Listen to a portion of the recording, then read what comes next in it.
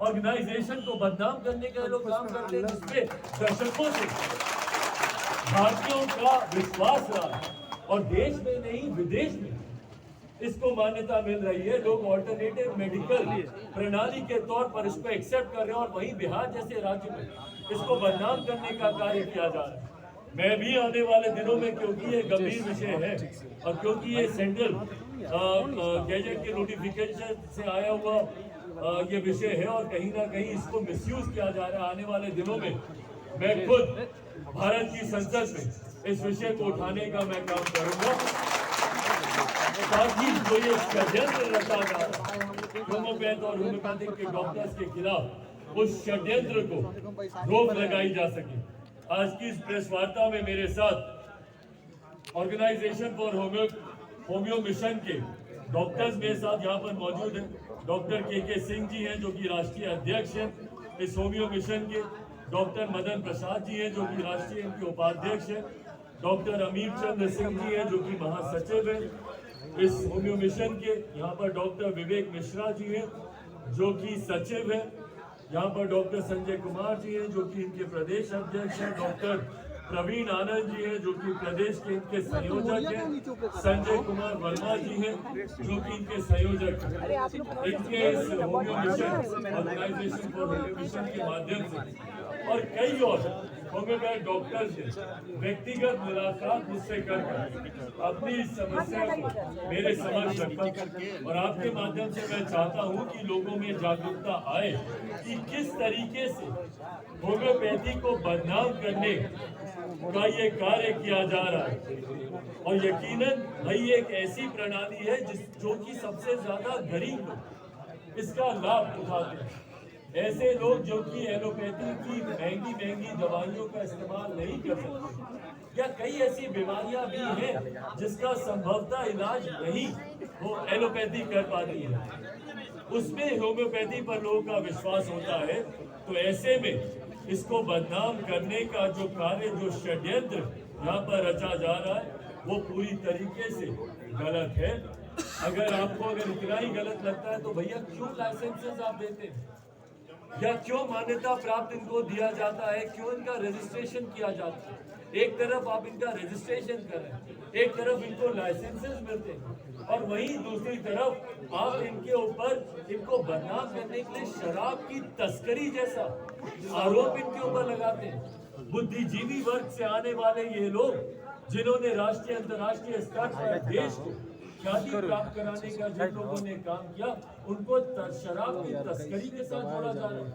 और उसके पीछे कारण से निकलना है क्योंकि आपकी विफलता है भैया, क्योंकि आप शराब के तस्करों को, जो कि सही तस्कर हैं, उनको आप पकड़ नहीं पा रहे। सीमावर्ती इलाकों से आप शराब के आयात को आप रोक नहीं पा रहे। अवैध शराब के निर्माण से जुड़े हुए लोगों की आप गिरफ्तारी नहीं कर पा रहे। तो ऐसे में आप होम्योपैथिक डॉक्टर्स को आप बदनाम करने का काम कर रहे हैं, ये सरासर गलत है।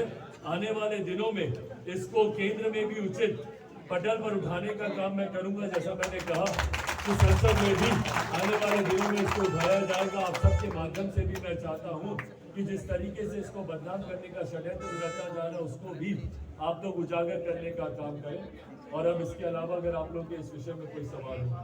सर, सवाल एक और है कि प्रति वर्ष 400-450 जो कैंडिडेट हैं होम्योपैथ BHMS करके बाहर आते हैं, लेकिन नियुक्ति कुछ नहीं है। जैसा कि इन लोगों के द्वारा ही पता चला है, 450 कैंडिडेट, इतने कॉलेजेस हैं, एक भी कॉलेज से पढ़ के आने के बाद नौकरी के नाम पे शून्य है फिलहाल। क्या ये बात भी संसद में उठाएंगे? बिल्कुल ये उठाने की जरूरत है, क्योंकि जहां एक तरफ देश में ही नहीं दुनिया में ऑल्टरनेटिव मेडिकल प्रणालियां जितनी है उनको प्रोत्साहित करने का काम किया जा रहा है। केंद्र सरकार ने खुद इसको कैसे बढ़ावा मिले, एक अलग से इसके लिए मंत्रालय का केंद्र के द्वारा गठन किया गया है। तो ऐसे में हमारे राज्य में कारण क्या है भैया कि इसको पूरी तरीके से इग्नोर करके ये लोग आगे बढ़ने का ये लोग प्रयास कर रहे हैं और एक पूरा नेक्सस क्रिएट किया जा रहा है कि कैसे इस डिपार्टमेंट को बदनाम किया जा सके, आगे आने से इसको रोका जाए। जैसा आपने कहा कि भैया आगे इन लोगों को बढ़ावा ही नहीं मिल रहा है, स्टूडेंट्स को आगे मौका नहीं दिया जा रहा है, इनकी भर्तियां नहीं हो रही है, इनकी रिकॉग्निशन इनको नहीं देने का काम किया जा रहा है, तो ये अपने में दर्शाया, अपने में ये प्रमाणित करता है कि राज्य सरकार एक सुनियोजित षड्यंत्र के तहत इसको समाप्त करने का प्रयास कर रही है। भाई बिल्कुल शराबबंदी में सवाल खड़े होते हैं और आप अपनी विफलता का ठीकरा दूसरों पर नहीं फोड़ सकते मुख्यमंत्री जी। ये आपकी नाकामी है कि आपका प्रशासन तंत्र, आप स्वयं अपने इस कानून को धरातल पर नहीं उतार पा रहे।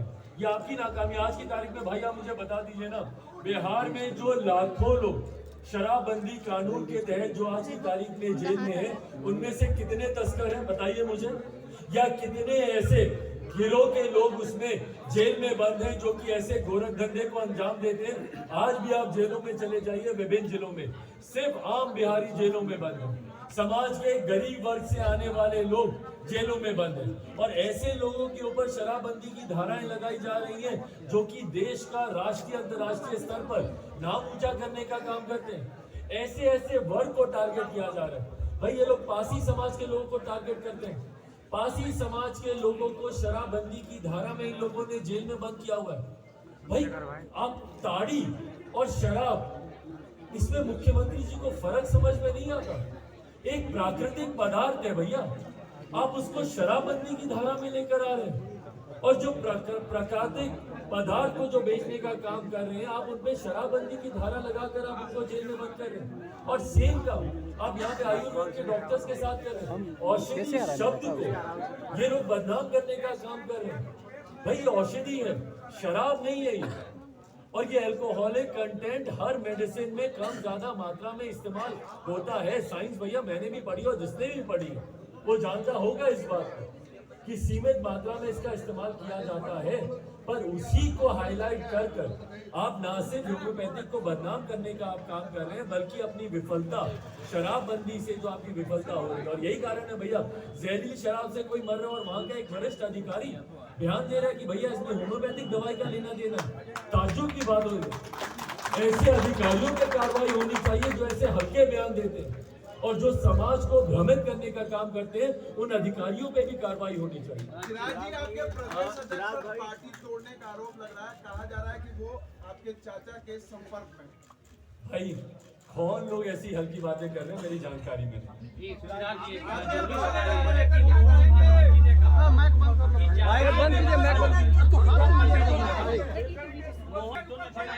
और जो निम्न जाति के लोग को उनका शोषण करने के लिए बनाए। चिराग पासवान पर इस पर क्या कहना है, उनका क्या स्टैंड है? भाई मैं इतना मानता हूं कि कोई भी धर्म भेदभाव को स्वीकार नहीं करता। कोई भी धर्म लोगों को बांटने की सोच नहीं देता है। हर धर्म समाज में एकता, भाईचारे के संदेश के साथ आता है। अब उस धर्म के लोग किस तरीके से अपने आप को तथाकथित उस धर्म का संरक्षक मानने वाले लोग हों, या जो उस धर्म के अपने आप को फ्लैग बेयरर्स मानते हो, वो उसको किस तरीके से आगे प्रचारित करते हैं, उसकी सोच होती है। बट कोई भी धर्म बांटने की बात नहीं होती। भाई लॉ एंड ऑर्डर आज की तारीख में भाई बिहार में लॉ एंड ऑर्डर नाम की कोई चीज नहीं बची, और ये राजनीतिक बयानबाजी नहीं है, ये हकीकत है। क्या छपरा की घटना मामूली घटना है भाई? एक के बाद एक बिहार में अक्षम्य अपराध, जघन्य अपराध हो रहे। मधुबनी की घटना, एक बच्चे से विवाद, उसके सामने उसके माता पिता को गोली मार दी गई। आरा में हम गए थे उस दिन, एक बुद्धिजीवी वर्ग से आने वाले वृद्ध दंपति की दिन दहाड़े गला रेत कर हत्या कर दी जाती है। कल हम छपरा में उस युवक से भी हम मिले जिसमें से एक युवक बचा, बाकी दो क्या उसमें निधन हो गया। उस युवक ने बताया कि भैया किस तरीके से हम लोगों को हथौड़े से पीटा गया। बताइए क्या ये सभ्य समाज है? हथौड़े से आप लोगों की पिटाई कर रहे हैं। परिणाम स्वरूप दो लोगों का उसमें निधन हो गया। जो एक बचा भी है वो भी कैसे डर के साए में जी रहे हैं। बताए ना मेरे प्रदेश के मुख्यमंत्री नीतीश कुमार जी, आप समाधान यात्रा पर निकले, क्या समाधान है उनके पास बिहार में बढ़ते इस अपराध को लेकर? और भाई सवाल तो आपसे पूछे ही जाएंगे ना। प्रदेश के मुख्यमंत्री होने के साथ साथ आप मेरे प्रदेश के गृह मंत्री भी हैं। ये सवाल आपसे बनता है कि कितनी और हत्याओं का इंतजार बिहार करेगा। आज सुबह की घटना, चेन स्नैचिंग को लेकर 4 लोगों को गोली मार दी जाती है दिन दहाड़े पटना में। आप बताइए, ऐसे में क्या बिहार में रहना आज की तारीख में किसी के लिए भी सुरक्षित है? इतना असुरक्षा का अभाव। और ये वही मुख्यमंत्री है ना भैया, जो जंगल राज के खिलाफ अपने आप को विकल्प बताते हुए आए थे। भाई, मेरी उम्र के युवा को नहीं पता कि 90 के दशक में कैसा जंगल राज था, नहीं था, पर आज की तारीख में जो है वो महाजंगल राज से भी बढ़कर है। आज की तारीख में बिहार में जो कानून की व्यवस्था है वो महाजंगल राज से भी बदतर वो व्यवस्था है। और ऐसे में मुख्यमंत्री नीतीश कुमार जी की खामोशी। सवाल पूछे मुख्यमंत्री जी से, कोई बक्सर में किसानों को लेकर सवाल पूछे, भैया अच्छा हमको तो मालूम ही नहीं। आरा की घटना के बारे में पूछे, अच्छा हमको तो मालूम ही नहीं। अभ्यर्थियों के बारे में पूछे, अच्छा हमको तो मालूम ही नहीं। भाई, जब हमारे प्रदेश के मुख्यमंत्री को ना शिक्षक, ना छात्र, ना यहाँ पे डॉक्टर्स के बारे में, ना यहाँ पे किसानों के बारे में, ना यहाँ पे अभ्यर्थियों के बारे में, किसी के बारे में आपको मालूम ही नहीं, आप जाके पूछेगा भी क्या दिन दहाड़े गोलियां चली हैं, कैसे चली? छूटते ही उनका जवाब होगा, अच्छा हमको तो मालूम ही नहीं। तो भैया, जिस मुख्यमंत्री को अपने प्रदेश के बारे में कोई जानकारी नहीं, क्यों बैठे हैं वो फिर इस पद पर? और अगर आप सत्ता के लालच में ऐसे ही बैठे रहिएगा मुख्यमंत्री जी, 2020 में बिहार की जनता आपको तीसरे नंबर पर ले आई थी। कोई नहीं चाहता था कि आप बिहार का मुख्यमंत्री बने। दूसरों की कृपा पर आज आप बिहार के मुख्यमंत्री बने हुए हैं। अगले चुनाव में आपकी पार्टी खाता तक नहीं खोल पाएगी, ये दावा मैं करता हूँ। चिराग जी, एक सवाल चिराग जी